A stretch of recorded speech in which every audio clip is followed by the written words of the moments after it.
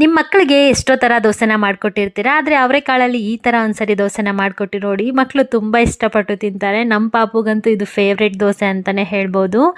ಇನ್ನು ಇದನ್ನು ಯಾವ ಥರ ಮಾಡೋದು ಅಂತ ಹೇಳಿ ನೋಡೋಣ. ಅದಕ್ಕೆ ಮನೆಯಲ್ಲೇ ಮಾಡಿರೋ ಅಂಥ ದೋಸೆ ಹಸಿಟ್ಟು ಪಾಪುಗೆ ಎಷ್ಟು ಬೇಕೋ ಅಷ್ಟು ಒಂದು ಬೌಲಲ್ಲಿ ಹಾಕಿ ಸೈಡ್ಗೆ ಎತ್ತಿಟ್ಕೋಬೇಕು.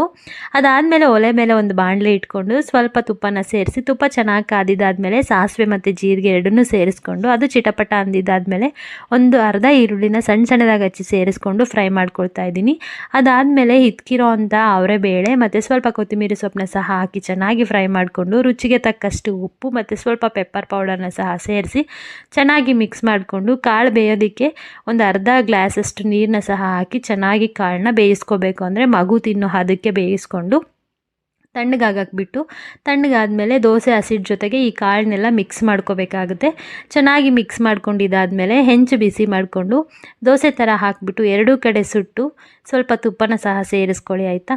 ಎರಡು ಕಡೆ ಸುಟ್ಟು ಮಕ್ಕಳಿಗೆ ಸರ್ವ್ ಮಾಡಿದ್ರೆ ಟೇಸ್ಟಿಯಾಗಿರೋವಂಥ ಅವರೆಬೇಳೆ ದೋಸೆ ರೆಡಿ ಆಗಿಬಿಡುತ್ತೆ.